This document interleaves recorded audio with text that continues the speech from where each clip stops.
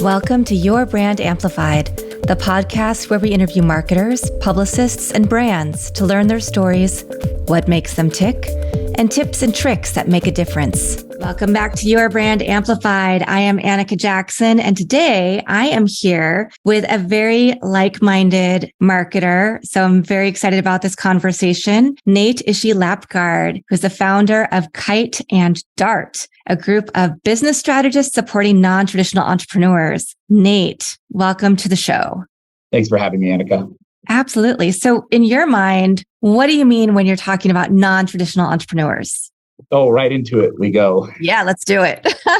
So there's a myth of class mobility in our culture. In sociology, which I consider to be a science, shows that class mobility has never really been a factor, at least within our lifetimes. And it's certainly diminishing since 1980, 81, 82. So there's this mythology around entrepreneurship, this bootstrap mythology that, we've all been brought up to believe. And I have a son who's an immigrant, and he's from Honduras, and he walked here in a caravan. Wow. And I'm clear that he has much more opportunity here than he did back there. And this idea that we can make ourselves, or that we make ourselves is based solely on merit, or that hard work is the only thing that factors into entrepreneurial success is just, a lie. So for us, non-traditional entrepreneurs are basically anyone who's not a rich white dude who inherited billions of dollars from his daddy. Yeah. Because that's who traditionally comprises the ranks of successful entrepreneurs and founders, as we've seen smattered all over the media as of late. Thanks, Elon. Yeah. Well, right there with you. I've been on both sides. My mother was an immigrant, came for university.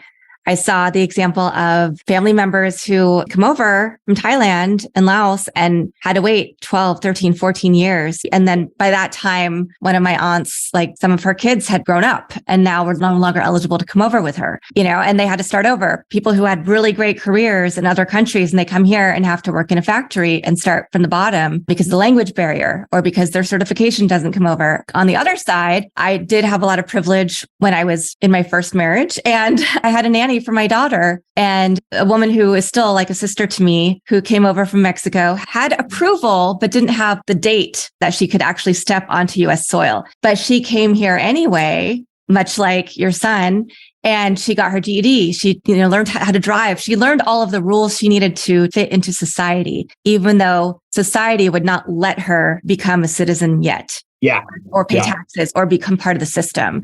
So I'm very much here for this conversation. Well, I'm clear. And, and I got that about not only your nanny and your acknowledgement of that privilege, but also what it is to be part of a family where you have family members that are separated by rules and legislation that its best is inhumane. Yeah. And I just want to acknowledge that. Certainly, we've opted into that experience, but I think that's very different than being born into that experience. And I really appreciate you sharing that. It's terrible. And, that's the world we live in. It's the world we live in. Yeah. So what got you interested in creating this kind of business? So my wife told me I was going to be a business coach. Okay. And I listened. My wife is like the best entrepreneur in the room, like always.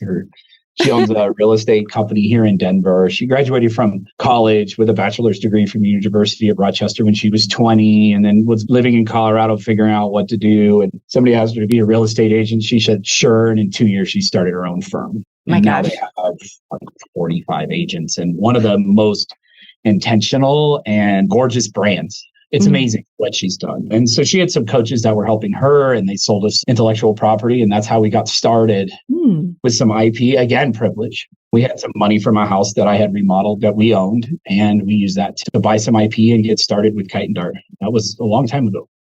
What were you doing before that? You were working with your wife? This is a total white privilege conversation, Annika. You're going to love this. So I was a dubstep DJ with a 12-inch mohawk. Oh, and I had just transitioned out of a 6-year tour in the cannabis industry here in Colorado, which is like a sober person was a wild ride as well. I'm sure. But we just got to the point, I think this is the way I like to tell it, is that the owner, who's a dear friend and made probably his name's Sean Gindy. He probably made some of the biggest differences in my life. He registered me in the Landmark Forum and just was an amazing stand for me in my transformation. And we got to the point where enough fires were put out in the business that we came to terms that him and I had a very fundamentally different understanding of the relationship between management and labor. Mm. And it's his business. Mm-hmm. So, Mm-hmm. and so we parted ways. So that's kind of what I was doing before. I was just thinking this week, if I were to write a book, I think it would be everything I learned about business, I learned on the dance floor. I started my career in marketing as a club promoter. Oh, so, no kidding. What club?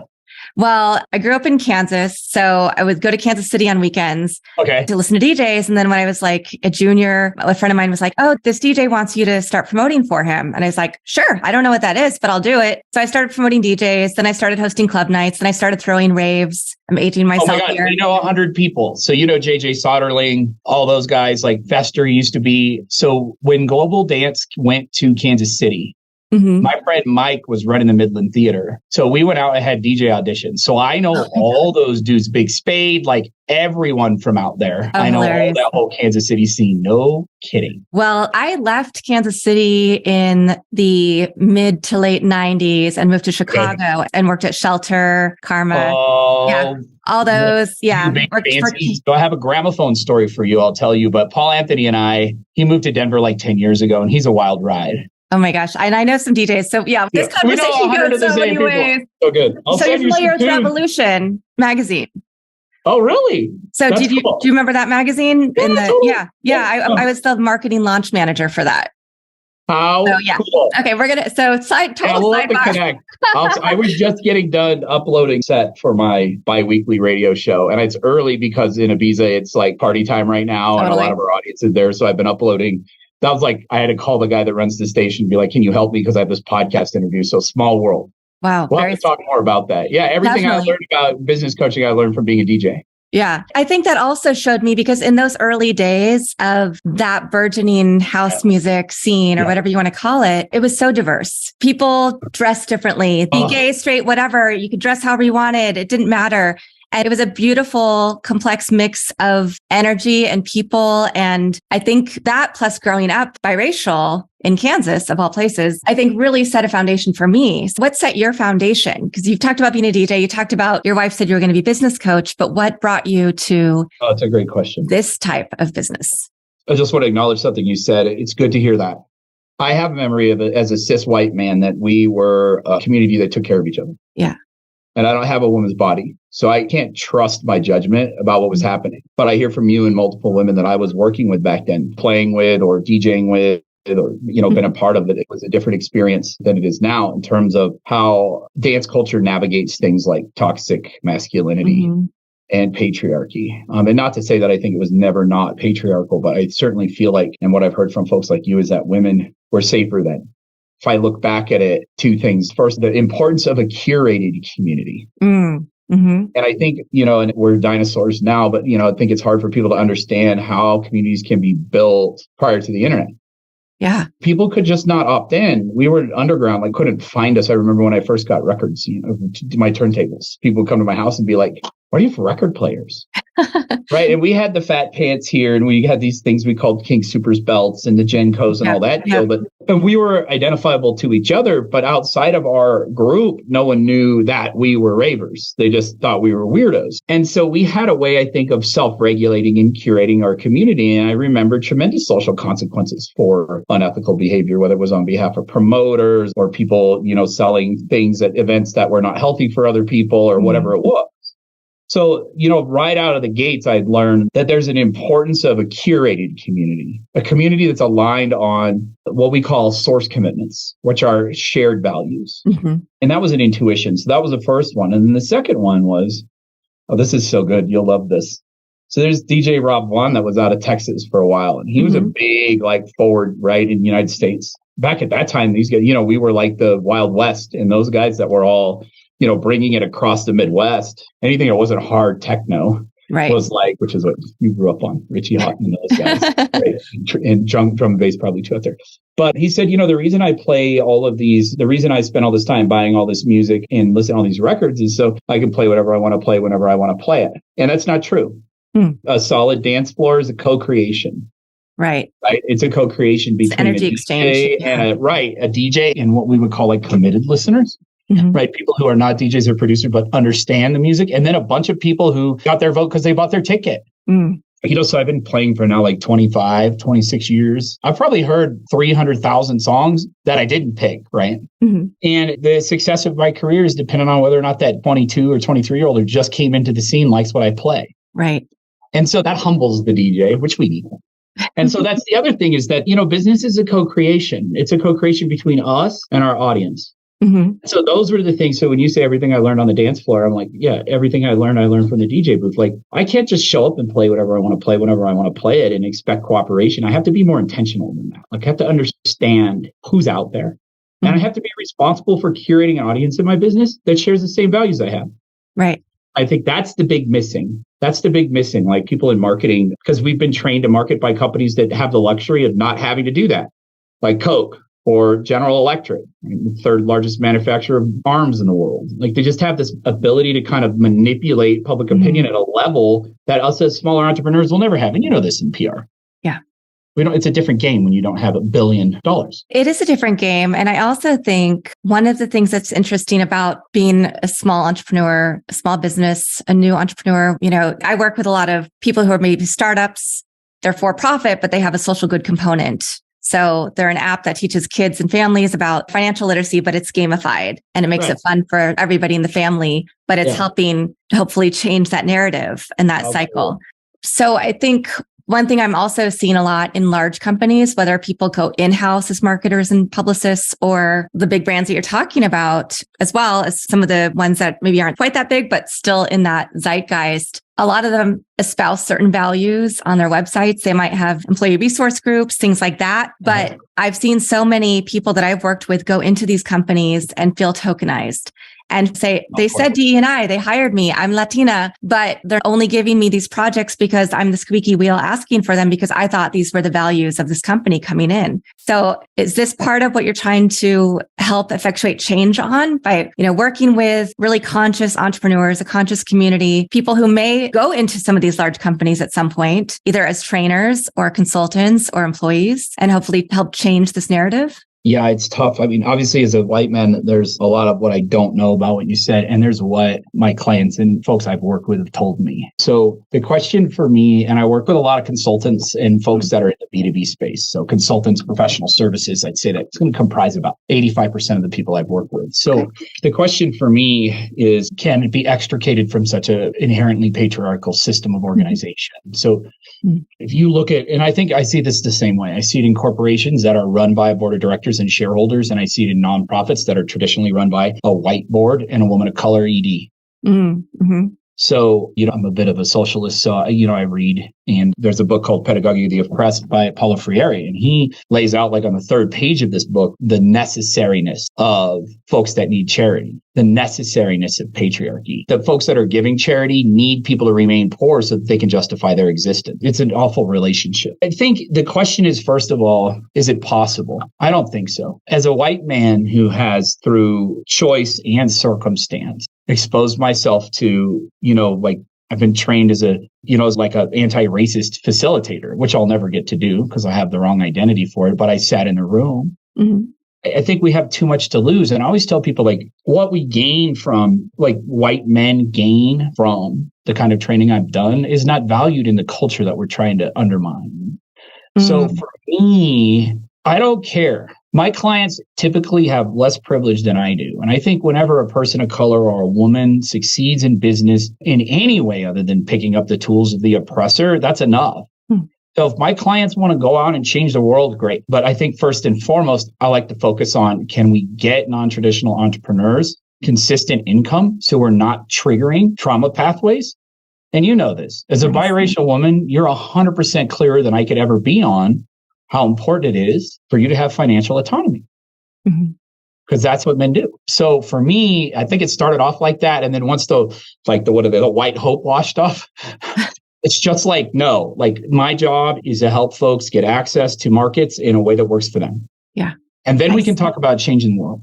But what we need first is a model that is repeatable to create and maintain businesses that adhere to the people's values that are running them. So when you started your business, was it with this intentionality? Did you know this was the space? So you were working with other kinds of clients first, and then you shifted? Well, we get what we get.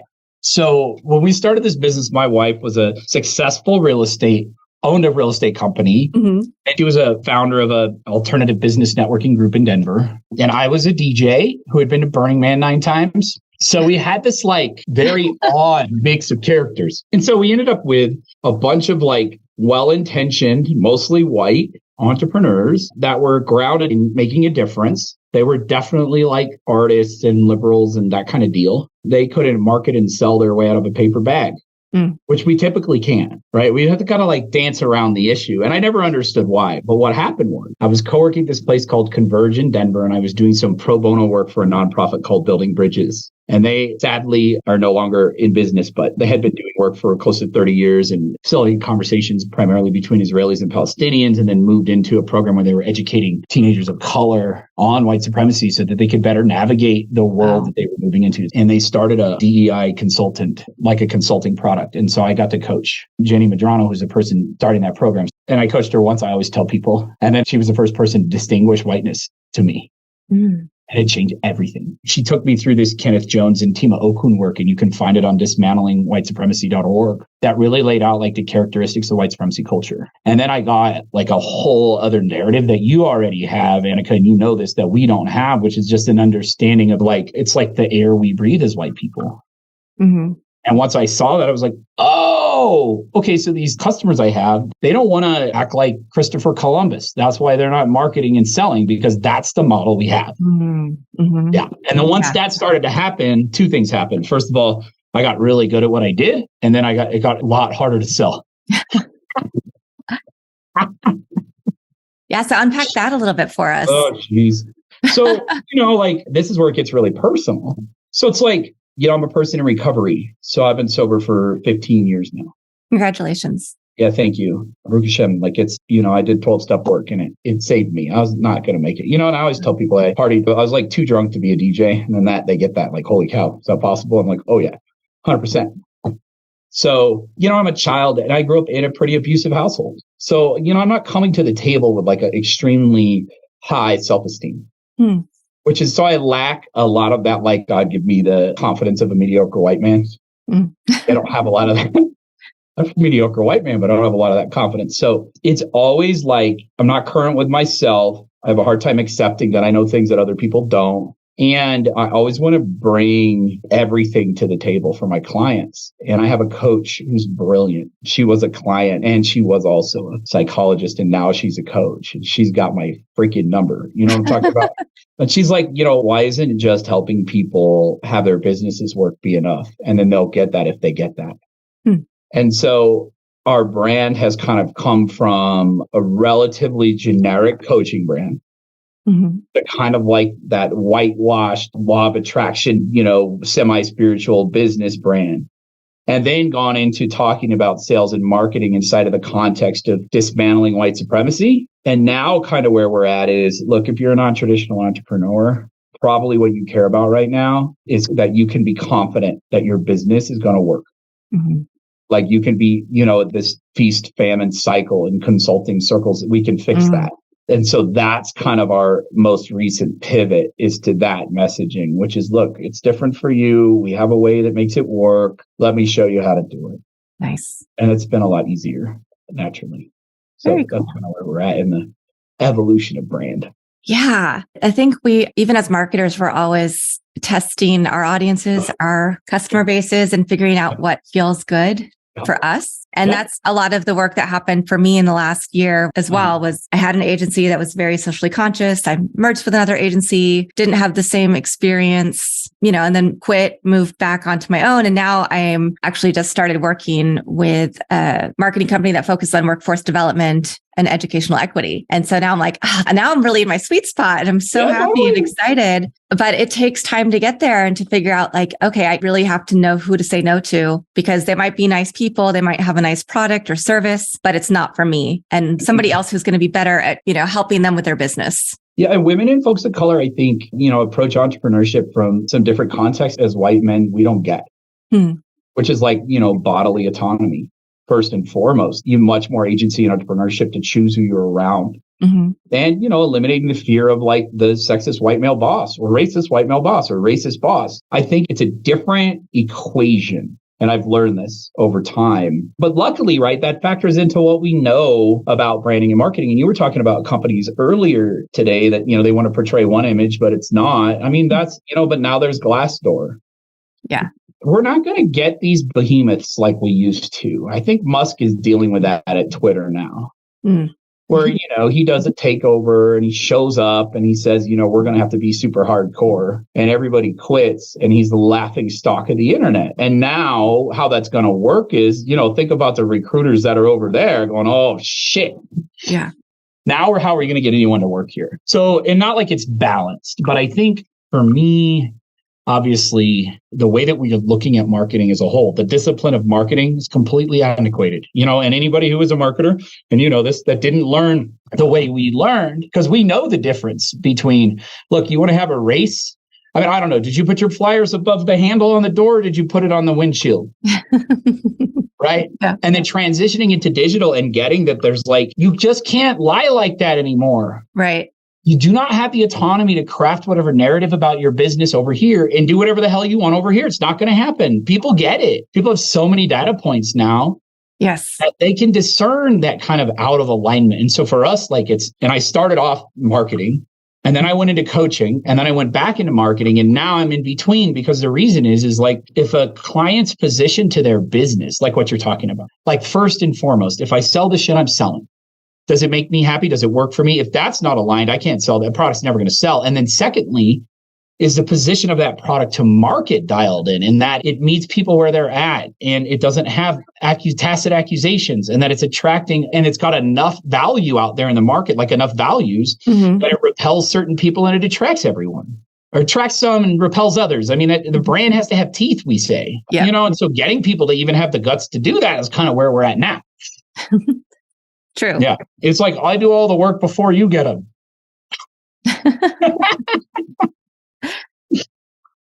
Crazy.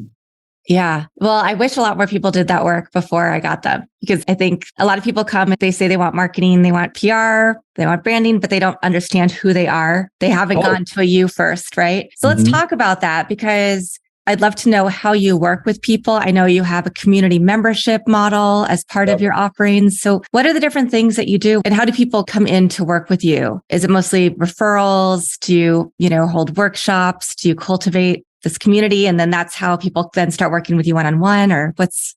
So I'm a business development consultant, right? So I feel like there's a question of integrity. In terms of how much time I spend on business development in my business. So I know for sure that I'm going to spend 80% of my time on that part of the business, which is pretty much entrepreneurship. Yeah. Surprise, surprise. So I do all of that. We're constantly looking, like in our brand, it's kind of an inception thing. So I feel like I've got to push the envelope with my brand for two reasons. I mean, that's my responsibility as an ally. And stepping out of line, it's expensive for white people. Like, it's not like when I start to internalize white supremacy is why your business is not working. I throw open the door to my business and 1,000 people run in. Like, that's not what happens. But the way that people join our community is going to be through those three channels. And you nailed it. It's like, you know what you're talking about or something. So that's your first day. Referrals are part of it. And I have a problem with businesses that are solely referral based, particularly in today's market, because I think if a business can run solely on referrals, there's something magical there. And we shouldn't limit who we help by people that know us, or the people that know the people that know us. Like, there's an opportunity to serve far and beyond just referral based. But we get referrals and we have events that we do. We do 2 events a month. One of them is like one of us talking. And then the other one is we just lift up voices. And we do name your price coaching for all BIPOC entrepreneurs anyway. We've been doing that for 3 years. And we have a sliding scale pay, based on business revenue. We want to be responsible to what people give us returns on investment, because we think that's important for us to get better at what we do. So people come in all kinds of ways. They can come in and join the email list. They come through an event. I work with a brilliant LinkedIn marketer named Kevin. And Kevin, you should see some of these interactions we have with people on LinkedIn. He's built a whole business based on LinkedIn marketing. And as you know, like, is it Kevin Miller? Kevin Marcus Miller? Yeah. Okay. Yeah. Okay. Yeah. That's cool. Yeah. So, what's the name of his company? I just know him as Kevin, right? It's we better. I don't even know the name of his company. Yeah. I've just spoken to him. That's so funny. No. So What is it? But he's obviously very good at what he does. If all you have to do is say Kevin LinkedIn, and I'm like, I know who that is. Well, he's also like, he's a person of color. Yeah. He's a survivor of like 25 heart attacks. I have to find his marketing. This is going to be it. Here we are. All approach marketing. So and I know a lot about marketing, and I don't like being cold called. And he prospected me on LinkedIn, and I was like, you are freaking smart. Yeah. He asked me if I like pancakes, waffles, or just coffee. Right. That was his. Yep. And so I hired him. He redid my LinkedIn page. And so I meet so many cool people on LinkedIn, but it's different because that's a longer play. Yeah. Because we're big on empathy and consent in marketing. Mm-hmm. I know. It's like crazy. Consent? What's that? It's like, I don't do anything until they do something. Like, it's so weird. You just don't show up and dominate the room. So if I'm approaching people on LinkedIn, I'm like, I'm trying to meet them really. And that's all. And even for me, like, I have to regulate myself. Like, before I start dealing with any of that on there, I have to remember, like, nobody went on LinkedIn to buy anything. Right. But people are always trying to sell us stuff. Yeah. Right. All day long. But I'll tell you, you know what, though? Who comes through and who I end up with are like magic. I met a woman last week, Lavender Morantz, 3 successful businesses, TEDx speaker, unbelievable. Another TEDx speaker I've met from Ireland. I mean, I'm meeting like all these really amazing people. Yeah. So that's how. Nice. Community building mostly. And then, just like being really intentional on how we approach markets. Because I want people like you, we want people that are discerning in our community. In order to do that, we need to be through our actions who we say we are. Right. Yeah, exactly. Yep. When with your community membership and your events, are they always live? Are they virtual? Did the pandemic shift any of that business model? Oh, yeah. We were 100% in person prior to COVID. And then, we went to virtual in a week. Yeah. And it's just been a scramble since then, honestly. So I think we're just starting to get to the point now where we're dealing with that we are an online community. Yeah. And there's been so much lag. It's just like been. Wow. I mean, I'm happy I'm here because like not a lot of people made it. And I get that, especially where we're at. But what's been cool is like, first of all, for me and my quality of life and my commitment to my wife and our animals and the environment, not driving to Denver from 45 miles away 4 or 5 days a week is astonishing. Secondly, we get to be pickier. We have to be pickier to distinguish ourselves because of Zoom fatigue and all that. But yeah, events are live. Online community is half and half. So the subscription is like so cool. Free for a month, then it's name your price forever. Wow. There's a 24/7 online community that's monitored by me and a couple of the other folks that work with us. And then we have weekly community consulting sessions. So it's 1 hour a week. And then what I'm doing is obviously, it's like, I can't just show up and say, oh yeah, blah, blah, blah. People, Jenny, my coach says, Nate, when you step out of the line as a white person, and you're as a white dude, used to people listening to you. But when you start saying the stuff you're saying, white people aren't going to listen to you anymore. And BIPOC have heard it before. So you're going to have to do a lot more investment in relationships. So what this does is it's people to like really from a place of empathy to have an easy time to get their arms around what we do. Because now, even if I do free one-on-one coaching sessions, they're still in the room with a white dude, right? And you know how that goes. It's typically not going to go well, but now folks can come in, no pressure, be a part of a community. They don't have to ask questions. They can just sit in the back and listen to other people. But what's beautiful about a curated community is like, if you're around people that have your same values, they're going to ask the same questions you're asking. Yep. And the solution that it's perfect. So I'm super excited. Can you tell?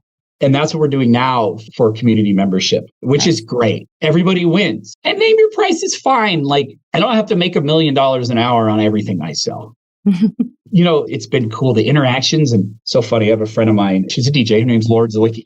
And she also cuts hair. And she has a venue here in Denver. And it's a hair cutting salon in the front. And then at night, it's nice. Getting interesting how that's working because, we're looking at, I'll have to tell you later. But she's in there and she's cutting hair. And the person that's in the chair is my coach, who I told you about earlier, Beth, who's a client. And she's getting her hair cut by Lauren. And then the person that's waiting is Jesse, who is my associate Karen's husband, who is also my old therapist. So so there's a way that a community can get bigger than the business. And this is what we say in marketing. We're like, look, if you want to really make this work, don't vomit all over your Facebook Live for 30 hours a week.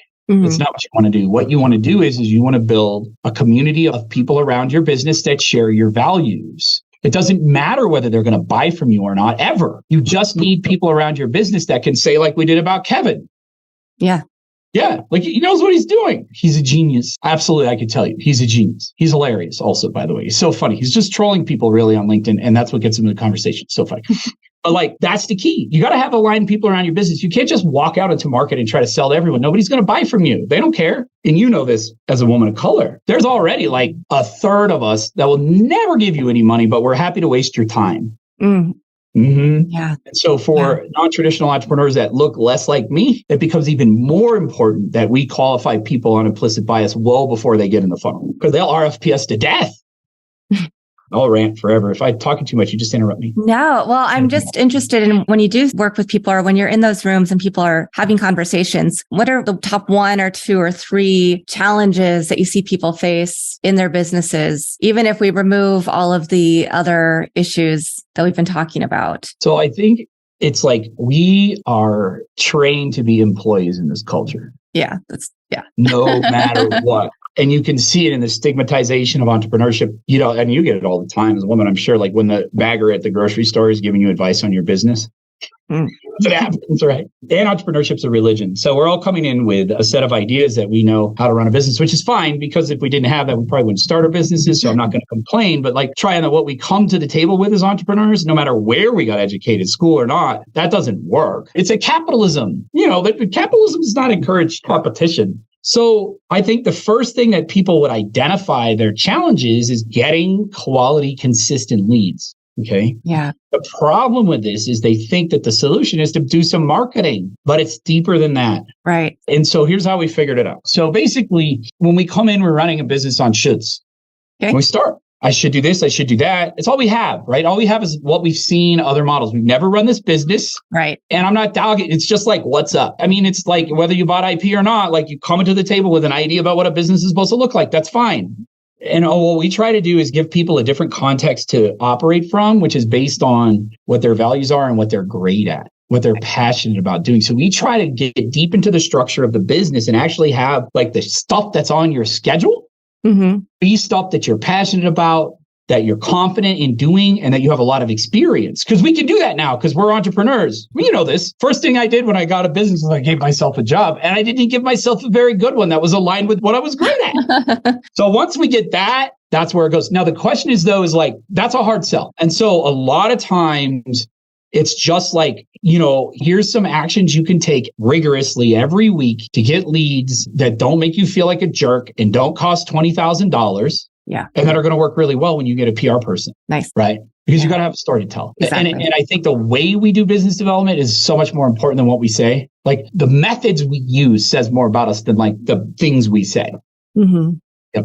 So that's how. So that's it. It comes down to sales and marketing, right? Well, the first problem is their products are out of alignment with their values. So they have products that are like too expensive or too cheap, or they're discounting or whatever. We fix that shit. Then we're like, okay, now you got to talk to your audience, and you can't accuse them. There's a way that you need to communicate to clients. You got to be positioned to market correctly. Otherwise, you're just going to accuse them. You don't know anything but pain point. Yeah. And then once we do that, then we teach them how to deal with the leads. Nice. It's just, I'm like the janitor of the business industry, growth, marketing, and sales, not to be classist, but like, this is not the brilliance we leave to our clients, right? Our clients are the ones that are doing the good stuff. They're environmental activists. They're DEI people. They're changing people's lives. They're creating that. Our job is just like putting the stuff in the wheelbarrow and carrying it places. And I'm fine for that. Like, we're here to take and help make the parts of the business that no one wants to do work. It's hard. Everybody thinks they know how to grow, sell, and market. Yeah. And by the time we figure it out, it's too late. And I'm not for that. I want less white people having businesses and more folks of color, because I like what y'all do with the place better. You know what I'm saying? We had our chance.